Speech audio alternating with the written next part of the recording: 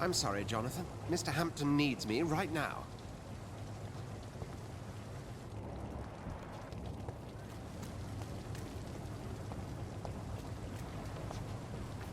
I cannot enter.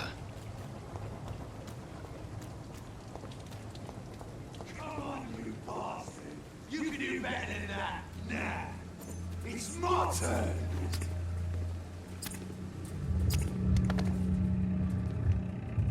Rotten or pristine, each heart contains the seed of life. Drink at this river, try it all.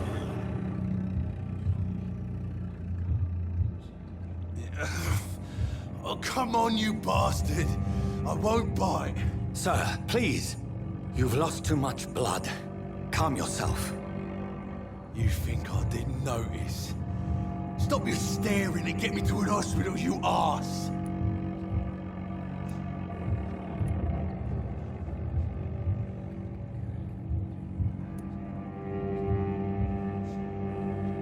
I've a mind to let you bleed out. Good luck then, sir. All right, sorry. I am in pain here.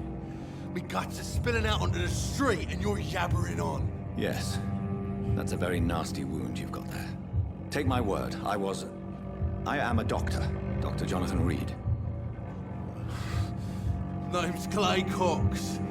I'd appreciate you helping me to a better place, Doc. Follow me, Mr. Cox. Let me assist you to that better place.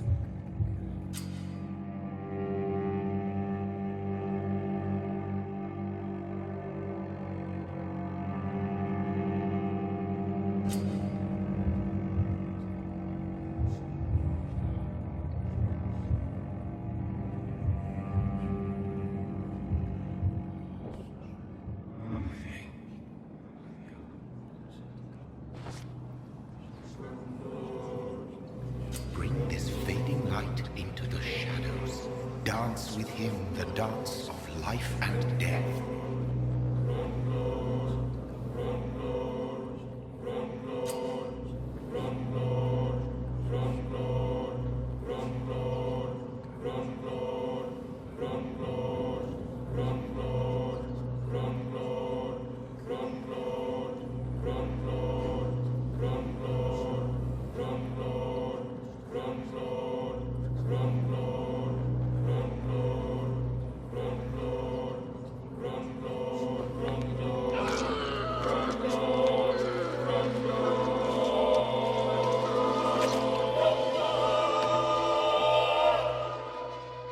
In the back, you bastard! Didn't have the guts to fuck me. Fuck you. I'll kill you. I'll kill you.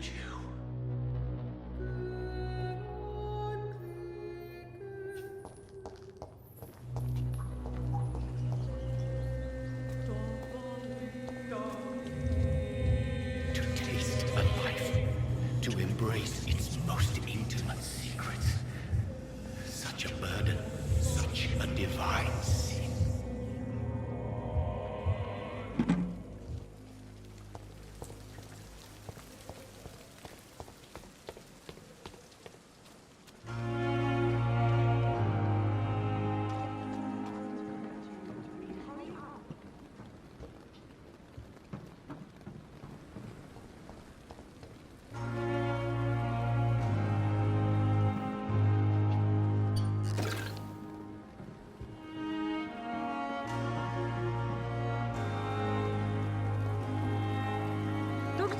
have you been? I've little time to play hide-and-seek with new staff members, no matter how illustrious they may be. I apologize, nurse. I needed some time to myself. This has been the longest and strangest night of my life. You delivered poor Mr. Hampton from a terrible fate. The means to that end should be of little concern, Doctor. Thank you, nurse. What can I do for you? Dr. Swansea insisted we provide you a quiet office.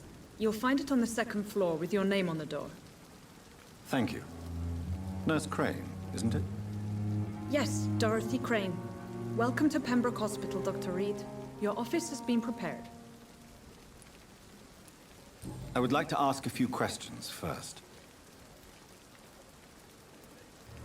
And Mr. Hampton, the patient we brought in, how does he fare? I gave him a sedative to help him sleep. Poor thing was in quite a state of shock. If you could point me in the direction of my room again, nurse. Second floor of the hospital, left after the stairs. It's the last vacant office at the end of the corridor. What kind of man is Dr. Swansea? Well, you accepted the job from him. I thought you would have known about your employer. Apologies, I've only just met him the once. This is sudden. I've only just returned to England.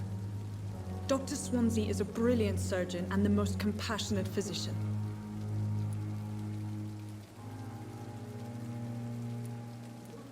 It's right to assume Dr. Swansea knows far more about me than I do about him. You'll get to know him soon enough, and better than me. The administrator has better things to do than mix with us.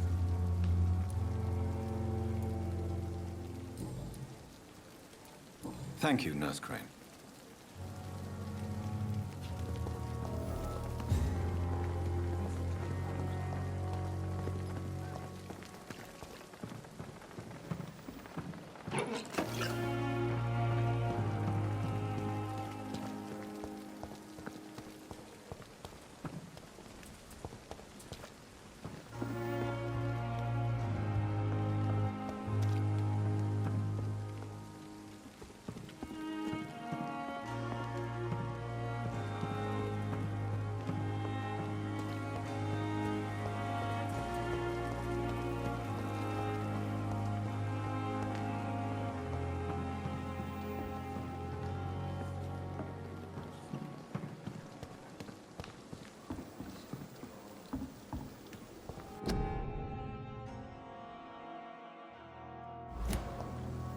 Dr. Swansea is right.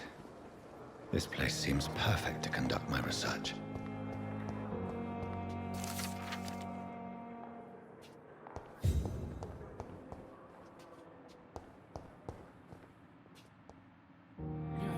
Good evening, Mr. Hampton. How do you feel? Dr. Reed, is it? Oh, sir, I must apologize for my behavior. What do you mean? I was not myself in the factory. Fear and exhaustion made me say awful things to you, I'm afraid. You remained perfectly nice and polite. A little delirious, perhaps. But who wouldn't be after enduring an abduction? Thank you, Doctor. That's a relief. Now all I need to do is rest and return to my flock.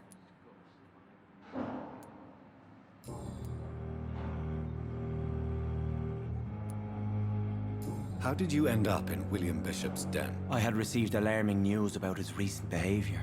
I went to his place and he refused to let me go.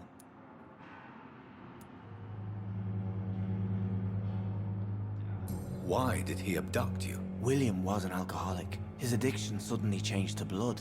I don't know why. Just like a patient I met here. This Miss Hawcroft. You dared to enter this awful place alone. You're a hero, Mr. Hampton. Or a fool. I'm just a man trying to help his friends, Dr. Reed. William Bishop was a conflicted soul, searching for light.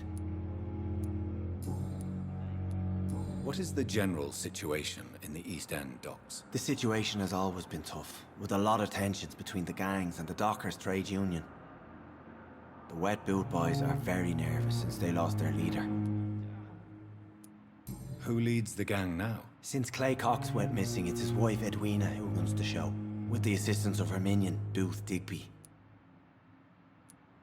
Has the gang been threatening you? Ah, no. I've had this nickname for so long, you know, the sad saint of the East End. No one dares to bug a saint, not even criminals. Do you know Tom Watts, the bartender from the Turtle? I met him before I found you in the canning factory. Tom? Yes, of course. Always the helping hand, good old Tom. Without men like him, corruption and despair would have wiped out the East End long ago. People are still in despair. How could it be otherwise? The authorities have left us all to rot in this contagious nightmare. No drugs, no advice, nothing. It's a damn shame. Who should I avoid in this part of town, then?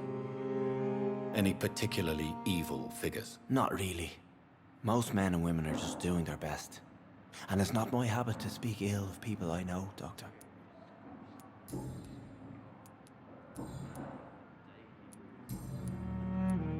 What do you do for a living, Mr. Hampton? I can't help but notice the cross around your neck. I manage a night asylum for the poor and homeless of the docks. And I try to guide the lost and hesitant on the right path to our Lord. Are you a priest, Mr. Hampton? A deacon, maybe? Not at all, Doctor.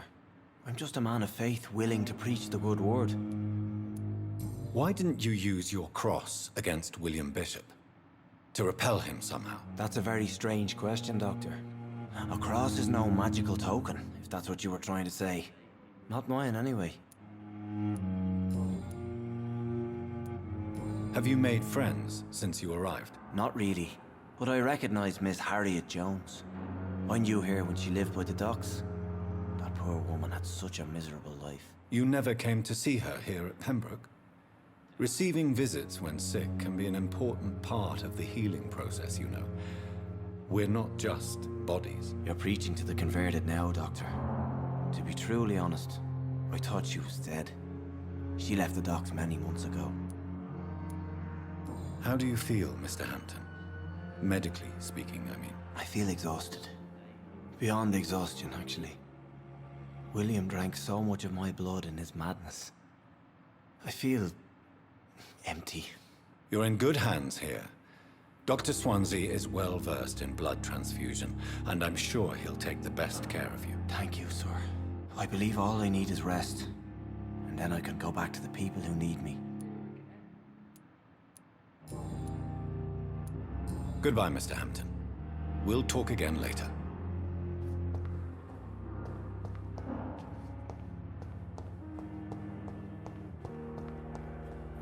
Fear and disgust on every street corner. Daily routine. Good evening, miss. I'm Dr. Reed, the new surgeon at the Pembroke Hospital. And who are you? Your name has no meaning to me, mortal. You're nothing but dust blown by the winds of eternity. I beg your pardon? What are you begging for, mortal? My clemency? Well, tonight maybe I'm inclined to mercy. You'll never forget the night you met Thelma Howcroft. You keep calling me mortal. Why is that? And if I'm mortal, what are you? Well, Dr. Reed, if you must know, I'm a vampire.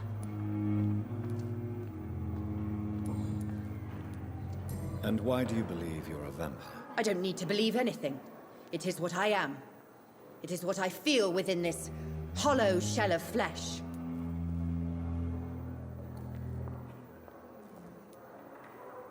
Please, describe to me how you feel. What is it like to be a vampire? I can hear my body crumble from the inside as my flesh cracks and fades. I sense the last pulse of pustulant blood within my drying veins. I need new blood. I see. Have you ever heard of Cotard syndrome, Miss Howcroft? Never. It's a mental illness discovered by a French neurologist named Jules Cotard. The affected patients are delusional. They believe that they are putrefying, that they are dead, a ghost or a ghoul, or in your case, a vampire. Delusional, you say? Oh, sad and petty mortal. You can't even begin to understand the concept of immortality. And you think it is I who am delusional.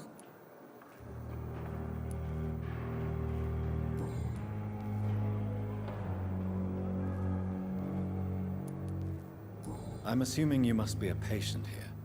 Am I right, Miss Howcroft? It's only a cover. To hide from my enemies. I can leave whenever I want. As a woman, a spirit, fog, or bat. Who are these enemies you mentioned? Can you describe them? I cannot say for sure. But I sense their eyes on me from nearby. I feel them watching me every time I visit the garden near the morgue. The staff here are not your enemy. They're here to help you, to care for you. I'm not speaking of the doctors in white. I'm speaking of the men and women who hunt me. For I am a vampire! I see. Don't worry. These people will not find you here. I'll personally make sure they leave you alone. Thank you, mortal. But do not interfere with them, for you are no match for those that hunt me.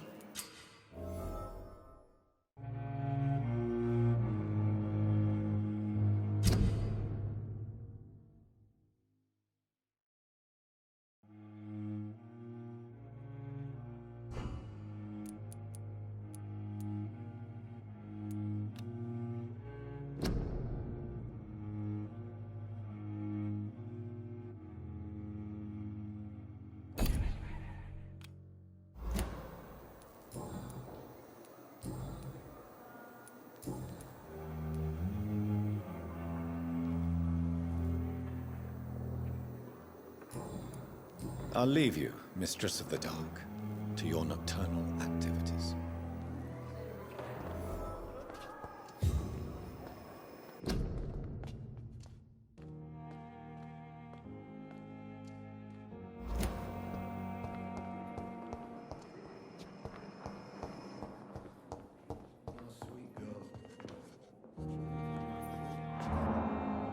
Good evening, sir.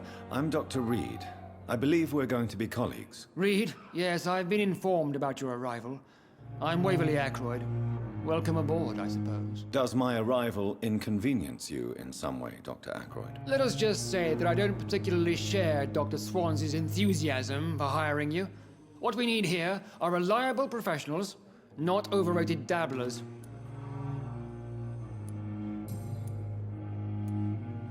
If you have a problem with me, Dr. Ackroyd, please feel free to tell me. Dr. Swansea has imposed your presence on this hospital without asking anyone's advice. The benefit of his position. But I don't agree with it. I know we've never met before, but I believe this hospital could use all the help it can get. You will agree with that, I'm sure. Oh, but I have heard about you, Dr. Reed. Of course, you can't say the same about me, since I have not wasted my time courting the press.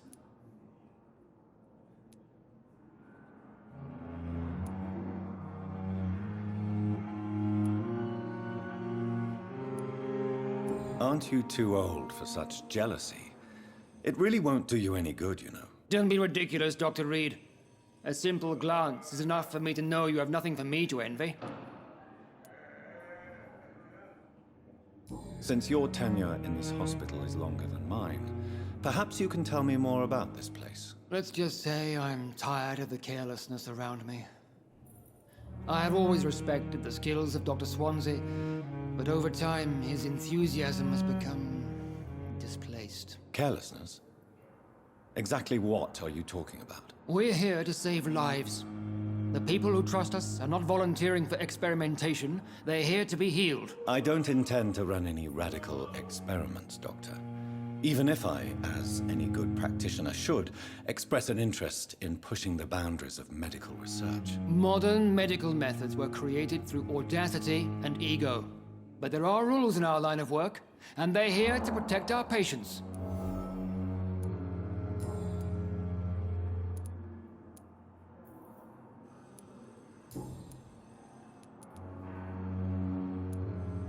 I don't know what you've heard about me, but I have already proved my value as a practitioner. I don't question your skills, Dr. Reed, but your motive.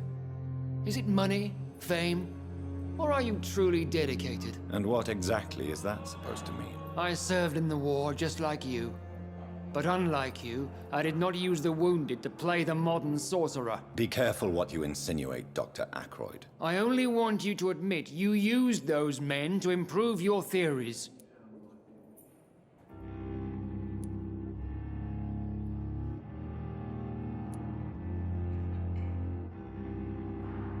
This is ridiculous. My blood transfusion technique saved many lives, and you know it. You see? That is exactly what I hate about people like you. You avoid this kind of accusation instead of facing reality.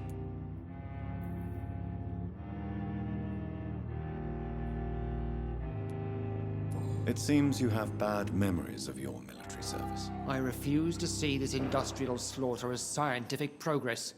War only reveals the worst in men. We can at least agree on something, Dr. Ackroyd.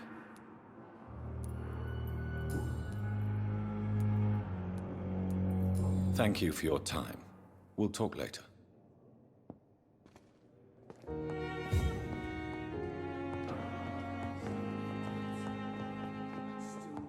My sweet girl.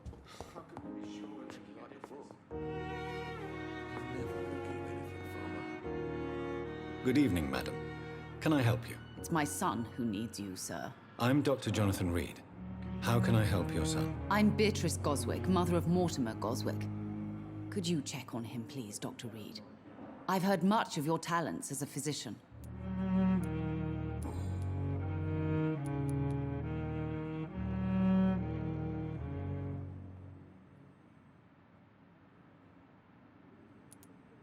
What can you tell me about yourself, Mrs. Goswick? Not much to say. Just take care of my Mortimer and I'll cover all the expenses. That's all that matters.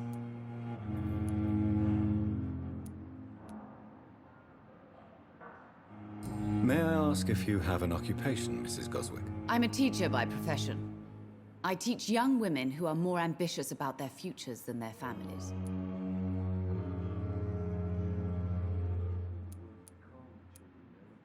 Are you really that rich? Most of the patients here are of a more humble origin, if I may say so. Yes, thanks to my husband. May he rest in peace. I can cover any needed medical expenses.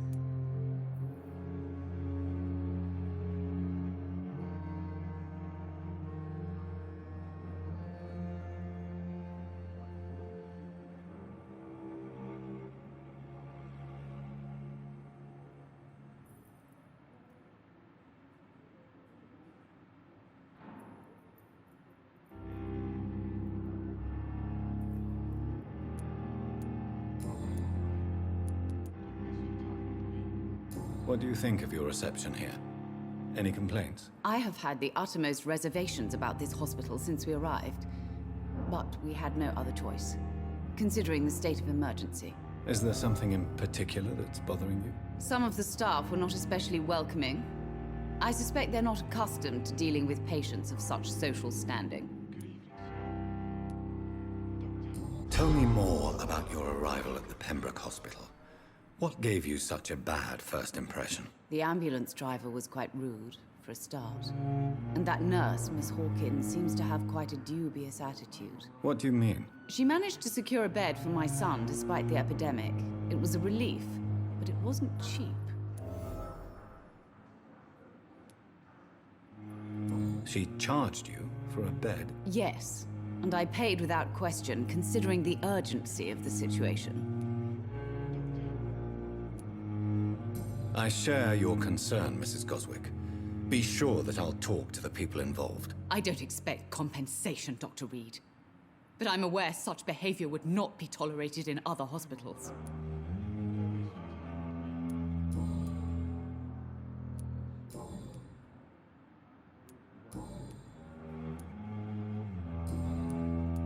Goodbye, Mrs. Goswick. Good evening. I'm Dr. Reed. Can I help at all? No, Really? Why are you here, then? I don't want to talk. My throat hurts too much. I suppose that this pain is the reason you're here. Is someone taking care of you? Yes. And no. Could you at least tell me your name, sir? Mortimer. Mortimer Goswick.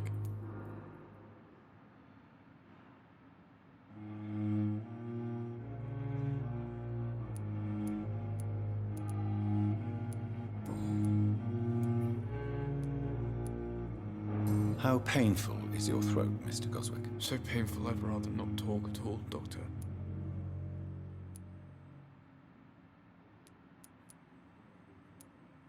I'm sure you realize a doctor and his patient have to communicate, sir. Would it help if I gave you some paper and a pen? Not really. I see.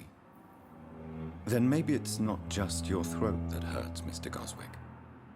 Perhaps your sore throat is just the consequence of something more hurtful. Yes, maybe.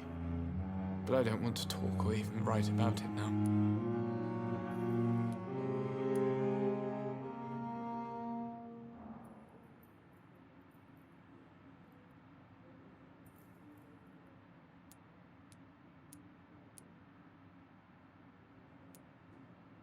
How painful is your throat, Mr. Goswick? So painful I'd rather not talk at all, Doctor.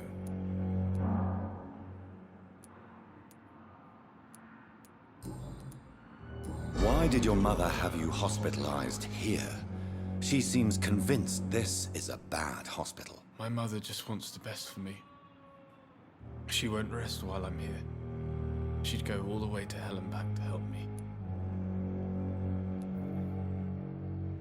Pembroke Hospital may look unorthodox, but rest assured you're in good hands here. It's not me you have to convince, Dr. Reed. It's my mother. Is your mother bothering you? As your doctor, I can ask her to leave you alone if you would prefer. That's tempting, Doctor. But you have no idea what my mother is capable of. She would tie herself to my bed if you asked her to leave.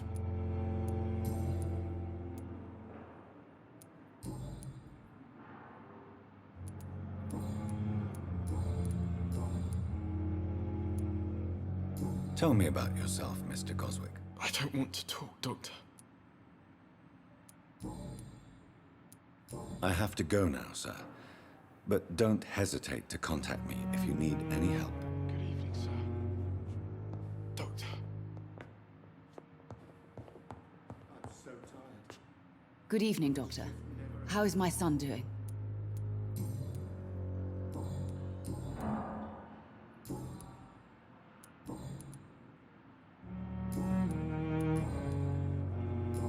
Goodbye, Mrs. Goswick. Never could keep anything from her. What can I do for you, Doctor? Thank you, Nurse Crane. I will not let you down, my boy. Good evening, sir. I'm Dr. Reed. May I help you? I don't know if a third opinion is needed. Your colleagues are already arguing about my condition. I see. Would you mind telling me more about your situation? I'm Harvey Fiddick. All I want is to get me bloody arm fixed properly.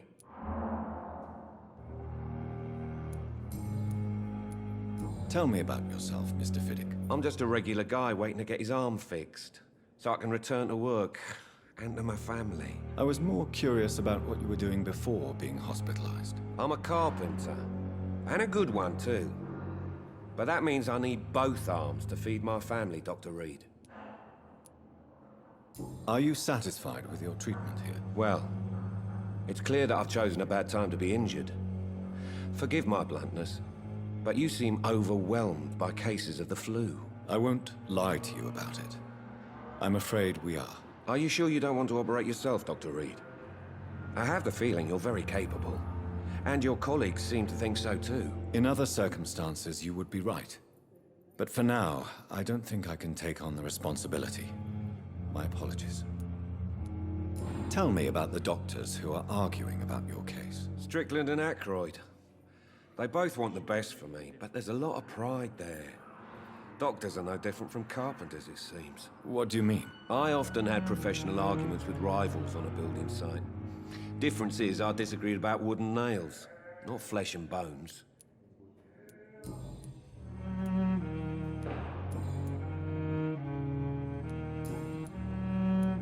Goodbye for now, Mr. Fiddick. I'll see you later. I will not let you down, my boy.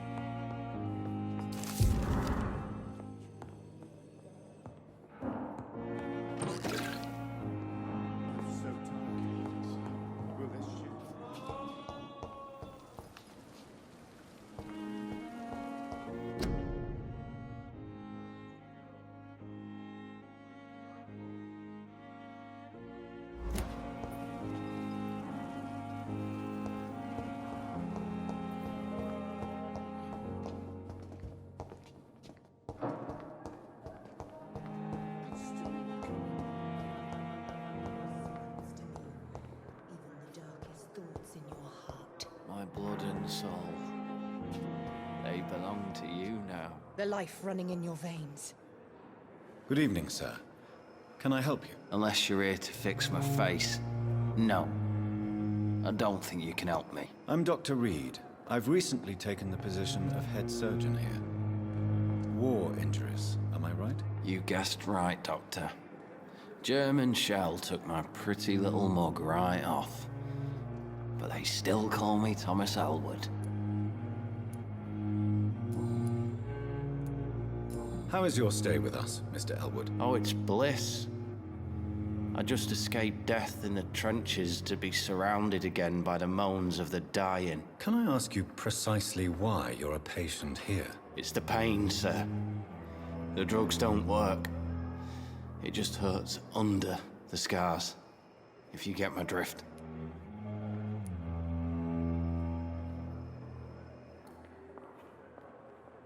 Can I do anything for your pain? Nurses gave me a bunch of pills. No effect. Told you. It's like the flames are under my skin, burning away. Who is treating you? Is someone in particular looking after your case? Nobody since the old and tired doctor spoke to me. Started to think I was forgotten about. Wouldn't blame you. You don't seem worried by that. My face hurts so much more when I smile or cry. I've learned it's easier not to speak. But be assured I'm smiling inside.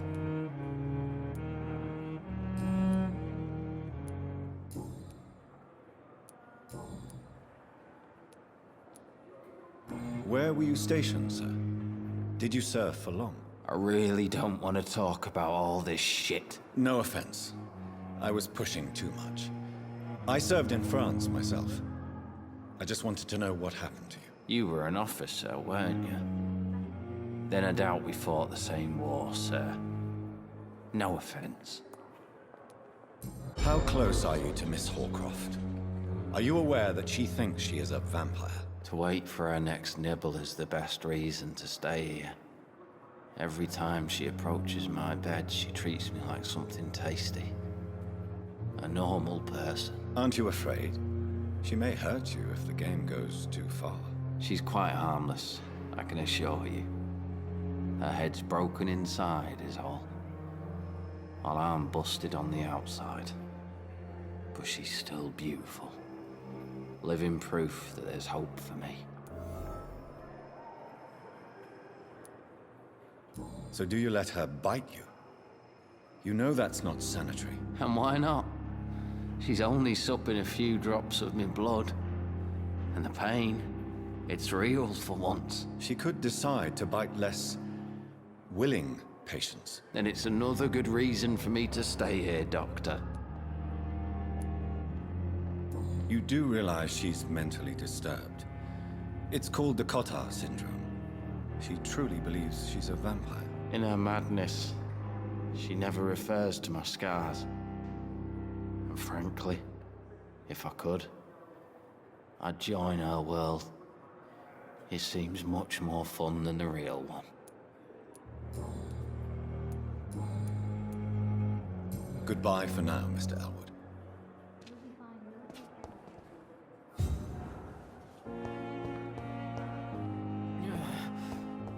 Damn. The pain. Good evening, Miss Howcroft. How are you tonight? I need blood, Doctor. Warm, rich, vibrant blood.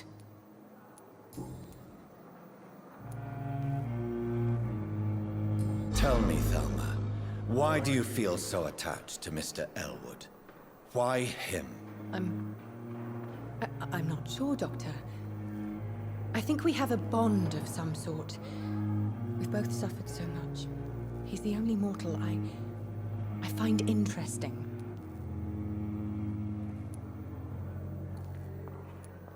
Would you say you and Mr. Elwood are romantically involved? No. No, Thomas is a delicate soul. Even though he disguises it. But I am not the woman he needs. No, for I am a vampire, Doctor. Do you plan to make him a vampire too? Of course not. How could I inflict my curse on anybody else? I'm not that cruel, Doctor. I'll leave you, Mistress of the Dark, to your nocturnal activities.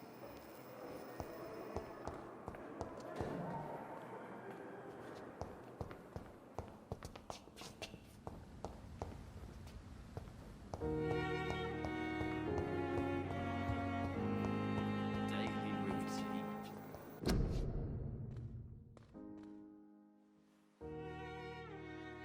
I wonder what your last thoughts would be, sir.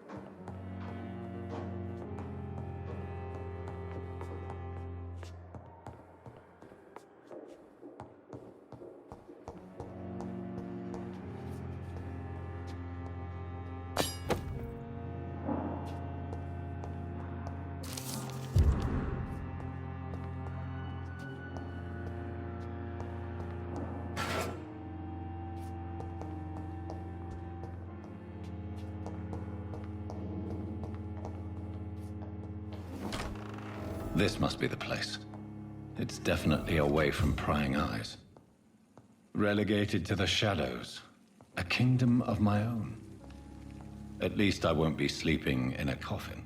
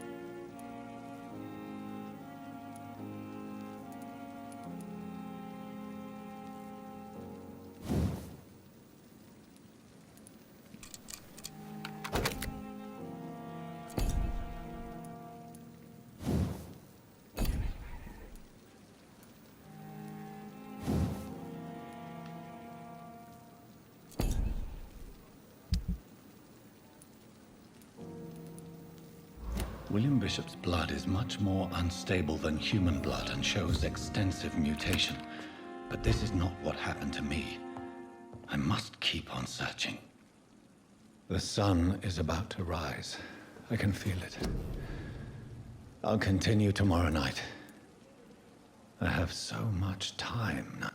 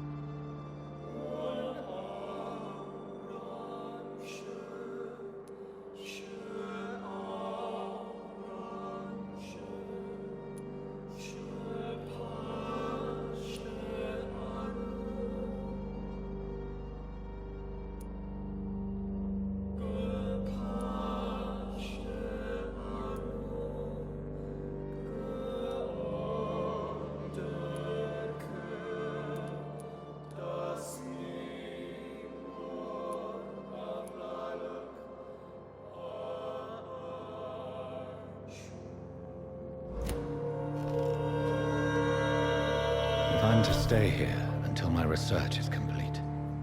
I'd better learn to hide my true nature from the mortals. But what about my thirst for blood? I don't have all night.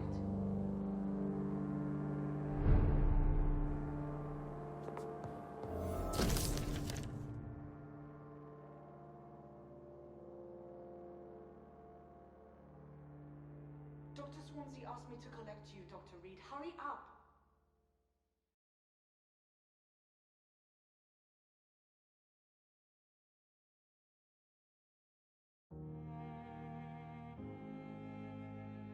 I'm not one to make wait, Doctor. I've patients to attend.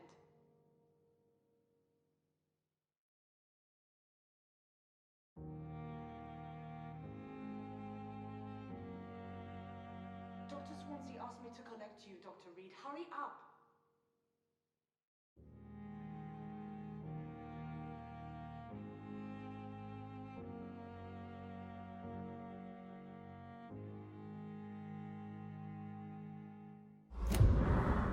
Come on, I don't have all night.